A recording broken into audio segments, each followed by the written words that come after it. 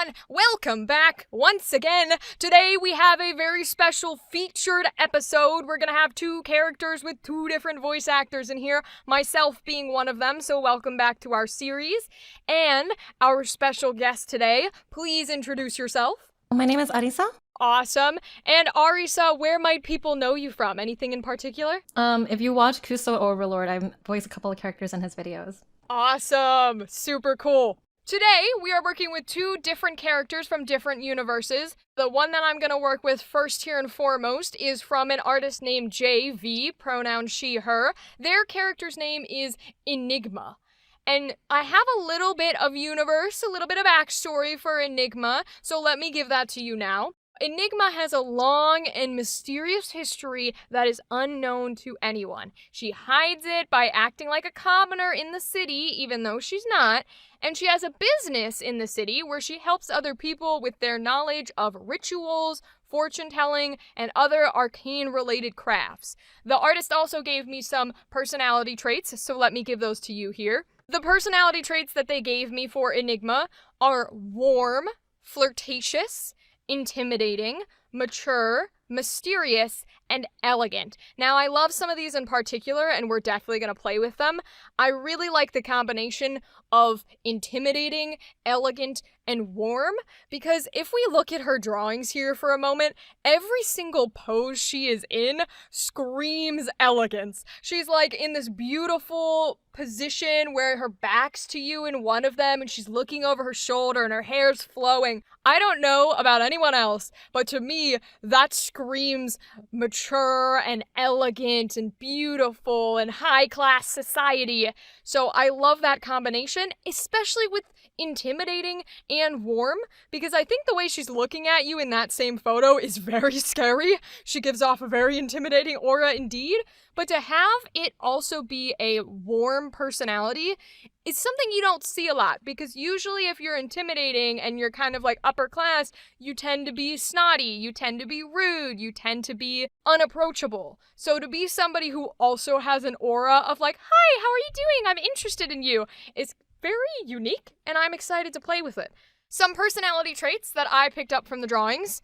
I think she comes off very experienced, especially since she has a long, mysterious past. I think she'd be experienced in life, but also in her magic skills. She seems like she could be a little manipulative if she wanted to be. I think if she's angry, she could also be really spiteful or cruel, so we might get to play with that. The two words in particular that I like for Enigma that I see from these drawings are ruthless and bewitching. So they kind of tie back into that intimidation and to the flirtatious that we had mentioned. Bewitching to me is such a fun word, and I like it in particular because it goes with her vibe of slightly scary, slightly, what is this person gonna do to me energy? But also they're entrancing. You want them to do something to you. I love it. Wonderful, especially in that pose where she has her hip to the front. Her hand is sort of beckoning with her fingers. She's almost telling you to come closer. I would. She's gorgeous. Thank you. And then ruthless. In that photo again, where her back's to you, those eyes look so cruel. They look so pointed that she will carry out any punishment that is necessary if you double cross her. So I think those two words can really mix in with warm, like the artist gave us, and create this unique personality of someone who changes depending on whether you are in their good graces or if you are their enemy. So, Arisu, what do you think? What do you get from these drawings? I do definitely feel like she is a little manipulative, but she talks with a lot of grace and elegance. And she does give me a vibe of being very mature and knowing exactly what she wants. Oh, I love that phrase, knowing exactly what she wants. Was there anything else? I would say probably like a temptress and seductive as well. Like she uses her looks to really get her way. And she knows that she's capable of doing so. Oh, awesome. I like that. I agree with you about the seduction and using it almost like a weapon, because her poses, every single one here, feels very alluring, like she's trying to sort of reel you in and trap you like a little fish on a line. I love that. So, if I had to create a neutral line for Enigma here, I think first and foremost with this type of personality, voice-wise, I'm gonna go low, maybe a little growly, something that helps with the idea of being intimidating, but is smooth enough, is fluid enough that it still is pleasant to the ear, so it's like pulling you closer even though you're scared to death. So I want to do that with the voice. Now, what could she say? I want to do something that encompasses that inviting, come closer nature. So let's give it a shot. Hello, darling.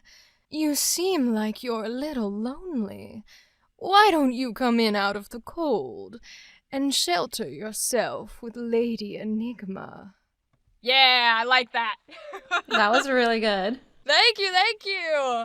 I liked that. I think it's fun to play into the idea that she might be being genuine. She might honestly be trying to help someone, but there's no way you could know from the way that she sounds.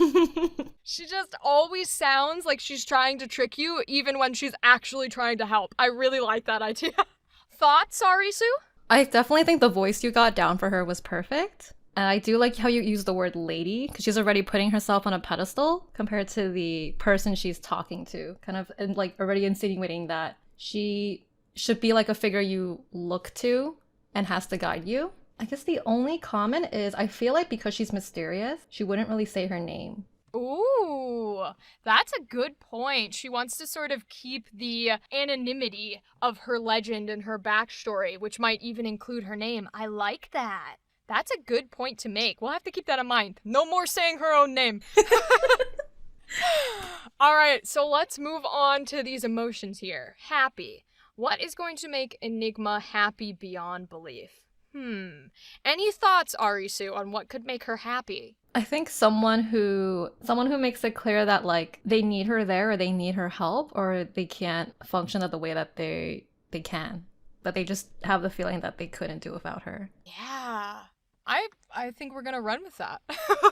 I really agree with you there. She strikes me as someone who, because she's in charge and she enjoys it, having these characters or these people who are almost like little puppy dogs, they're like little devotees to her and they need her just to function, I think that would give her almost a little bit of a sadistic happiness. Not quite villain, maybe a little villain. I like my villains. But somewhere in that pleasurable happiness, a little bit of an ego happiness. I think I agree with you. So let's try it. Let's go for that for our happy line. Oh, sweetie, I will always be here to guide you. You know that. I will never leave you alone. Yes, I like that line in particular. I really like the way that that one went because it keeps in that middle line of, is she for you? Is she against you? Is she a villain? Is she a hero? Is she neither? You really don't know. And so there's very nice terminology to whoever she's talking to. And you're kind of like, okay, she could be being sincere, but also this feels a little manipulative, which is a word that we mentioned. It feels a little seductress-y, like, yeah, you can't live without me almost. Kind of like that energy for her. I like how it ties into her happiness and gives me almost villain energy because we know how much I love my villains. Yeah, I definitely feel like she's the type who would relish in someone worshiping her in a way, and she has to be above them.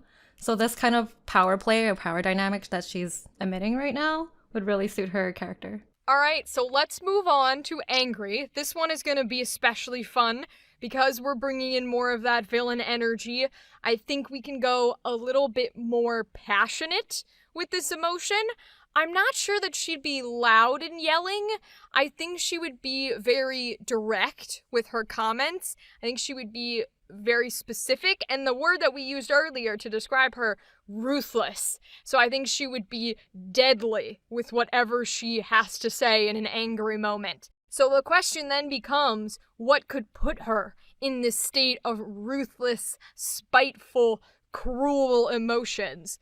Arisu, any thoughts? It would definitely have to come from a very manipulative, insidious nature. So in my head, I'm thinking someone who is like going against what she thought was going to happen, or trying to even pry into her privacy, like trying to find out her past or something, and use it against her, like emotional blackmailing. Oh, emotional blackmail. Interesting. Okay. Succinct but ruthless is the vibe I'm going for. So let's try the angry line and see if we can encompass that here. You little weasel. I will purge every insignificant vermin like you out of the face of this earth. Yeah, I love that for Enigma. I love just pure anger and rage and hatred, and I think it boiled up and over like a volcano in that moment. I don't know who she was talking to or what they did, and I don't care. She was going to eliminate absolutely everyone that is involved with them, and I love it. I love that energy. It's so much fun to do. She's definitely the type to put you in your place, so I thought the word choice that you used was really good. And basically she's insinuating that, like, you're less than me, and for you to even try to be on my level is unspeakable. And you really define that in your voice and the lines. Thank you, thank you. I think that is her personality in a nutshell. All right, we've got one left. We have sad. What is going to make Enigma sad? Here's my thoughts. Tell me what you think of this. I am thinking that for a character like Enigma, where when she's angry, she's commentating on how she's superior to everyone, both in class and status and ability. And even when she's happy, she has sort of this manipulative, you need me mentality. I think what would then make her sad is if everyone around her, the people, the authorities, the other people who are actually above her or on the same level than her, start treating her or considering her as lesser, as worthless, as if she's worth less than the actual commoners and the people who can't achieve anything. What do we think about that? Definitely agree. Any belittlement or just indication that she's worthless would make her really sad. Okay, then that's what we're gonna run with. Let's give it a shot. You cannot keep me here. I belong with them. I am the greatest that ever lived. You can't do this to me. Very nice. What do we think about that? That was amazing. The breaths in between each part where she's like gasping for air, like, how could you, was really good. Thank you, thank you. The thing that I like doing about sad is so many people, when they try and do it, assume that it has to mean crying. Yeah. Same with the other emotions, like angry and happy. Sad, we sometimes associate those concepts with the idea that they have to be pure. So sadness has to be a good kind of sadness, where you genuinely are upset because something wrong happened, or angry has to be a pure kind of you're in the right, and so you're mad, or happy has to be a pure kind of everyone around me makes me happy, or a good event is happening. And that's one of the reasons I like playing with villains, and I like doing some of the stronger emotions, because it doesn't have to come from this pure, good, wholesome place. You can be sad even though you are in the wrong and clearly should not be put on a pedestal above everyone, but to you, you think you should be. So someone doing this to you makes you sad. And that's one of the reasons I love playing with them, and I like exploring these emotions with more than just a good or a hero outlook on them. Okay. So, that is all we are playing with for Enigma today. Thank you to the lovely, lovely artist, JV, for letting us use Enigma and play with her and experience her and her emotions today. The artwork is lovely. Go follow JV and see her other artwork on her pages. For now, we're gonna move ahead to Arisu's character. So Arisu, why don't you tell us a little bit about this character and the artist? Okay, so the artist's name for this drawing is Ananda Naafi, and the character's name is Yue. The history behind Yue is that she is from medieval China, and she is also a waterbender. She has an independent woman persona. We have one drawing to work with. This is the artwork that was given to us by the artist. And what I typically perceive from this drawing is that Yue is generally calm, but she can be fierce when needed. She's a little bit cocky about her abilities, strong, but a kind, tough, low persona, and a tomboy. I love that. I love that. I think you nailed it on the head when you said strong but kind. I would agree fully that this drawing of Yue here gives me almost a caring person who genuinely does care about her friends and maybe her family and people that are in her life, but maybe she puts on a bit of a front where she's like, yeah, I'm good at what I do and I'll protect you and let's go do that, She's got a bit of that persona where she reminds me, at least from this drawing, of Toph from Avatar: The Last Airbender. Yeah. Yeah, she's got a bit of an attitude, maybe a little bit of Korra from Korra as well, where she's a little bit too confident, a little too cocky. She's definitely good at what she does, but she knows she's good at what she does. We can say she's rightfully arrogant. Yes! That's a great phrase. Oh my god. I absolutely love the color of her eyes compared to the rest of the colors in this image. It's so striking. She's looking just directly at the viewer with these gorgeous gold eyes. I think it speaks to that confidence that she has in her personality. Yeah, for sure. She has like this smile that's also kind of unwavering too. Same with the eyes. The same glint. Yes, almost as if the little sparkle is gonna come off her teeth. Like they do in anime and such. Oh, I know exactly what you mean, yeah. I don't think I have any other notes for her. I think you nailed it. Let's keep going then. For a firebender, you don't have much of a flame left. Guess it's time for me to extinguish the last spark. Let me show you how it's done. Yeah, that was good. Thank you, thank you. That was awesome. I loved just the absolute ego. And it's a different kind of ego than Enigma, because Enigma's was very villainesque. It was very, I'm very clearly better than you and you're worse than me. But I like when heroes have just that little bit of attitude, just that little bit of cockiness, because it's a fun way to incorporate, I don't know, man, I think I could beat you, but still being good-hearted in nature, and I think you nailed it. Yeah, I definitely think as a normal day-to-day, she's definitely more on the cocky side, and she walks around like, I'm better than you, but if something happens to you, I got you, I'll protect you. And with a villain, she would definitely not like trash talk them or anything, but have a little banter as they're fighting. We love the banter heroes, like a Spider-Man style. All right, cool. Well, my friend, feel free to move on to the emotions. What are you thinking for Happy? I'm thinking of her of kind of like a mentor. So if someone that she's working with in like the team she's fighting with nailed a new technique or something, if they got it down, then like she'll treat them to drinks. So that's what I'm thinking of in terms of Happy. I love that idea. I say run full force. You passed the waterbender test? Now that's what I like to hear. Drinks are on me.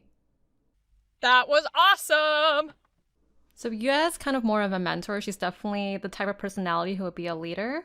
So she wouldn't feel slighted if someone was improving themselves. I think she'll actually encourage it. So seeing someone that is kind of like a mentee to her, like pass the waterbender test in this example, or even mastering a waterbender technique, that would make her proud of them and make her happy. Yeah, I feel that energy. I love the idea of having a character be a mentor. We've talked about mentors a bit in this video series, but I've never gotten to voice one. And so I'm really glad that you took her this way, because it's amazing to hear that mentality just in the booth with somebody else. I love it so much, and I think you're doing a fantastic job. Thank you. Of course. So take us away. Let's get into the high-driven emotions. What are we doing for anger? Okay, so for anger, I'm definitely thinking one of the opponents or enemy wrongs her. And since if she's independent, someone kind of implying that she needs help because she's like a woman or something like that. So maybe even just like a little bit angry that someone is implying she's helpless, but she's totally fine and capable on her own. Let's try it. I don't care who you are or how strong you think you are.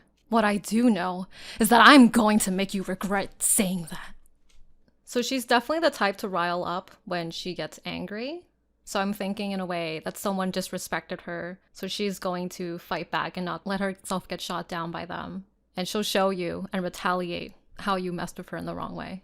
Yeah, I like that because it also gives an aspect to her personality where it's not just pure hatred or anger at the fact that somebody was disrespecting her or something of that nature.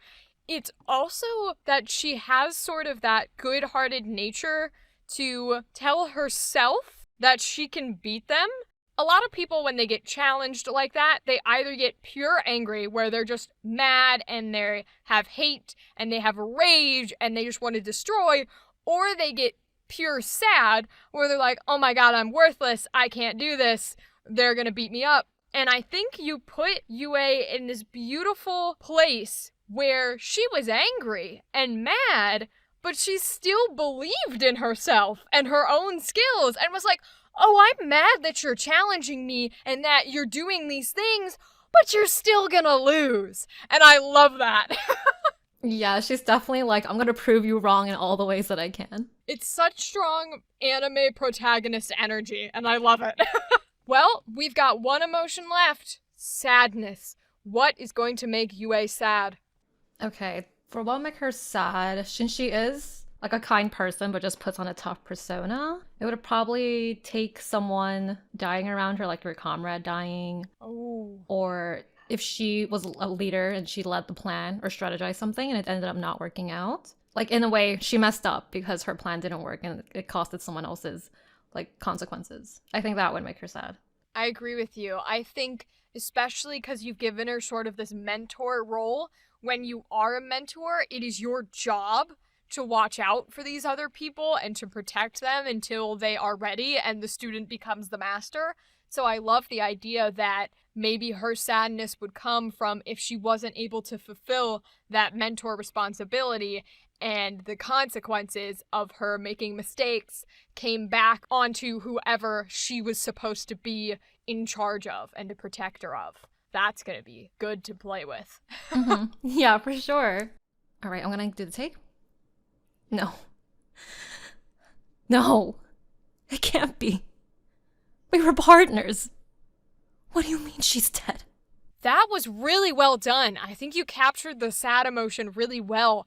I'm wondering, though, it was a little controlled, and I think she has so much control in every other place of her life. When she is in her neutral state, she's a little cocky, and she thinks she's confident and better than other people. Even when she's happy, she's like, you did a great job, but she knows that she's the mentor and giving this feedback. When she's angry even, she was mad, but also she was like, I can still win, I can still beat you up. So what if for this emotion, we take out that control and we just kind of let her feel it and go wild? Okay, sure, that's a great idea. Let's try it out. No! No! It can't be. We were partners. What do you mean? What do you mean she's dead? Yes, perfect. Thank you. All right, that is everything for this video. Thank you to our two artists, JV and Ananda Naafi, for letting us play with their characters here today. Thank you to Arisa for joining me for this episode. I hope you had fun. Yes, it was definitely super fun, and I've never done improv with a character like this before. So it was definitely a cool experience. Awesome. That's what I like to hear. Well, my friends, that is the end of our journey today. Like I say every single time, as the algorithm demands, please like and subscribe, and of course go and follow the artists, follow our friend Arisa, and I will catch you in the next video in this series. And until then, goodbye!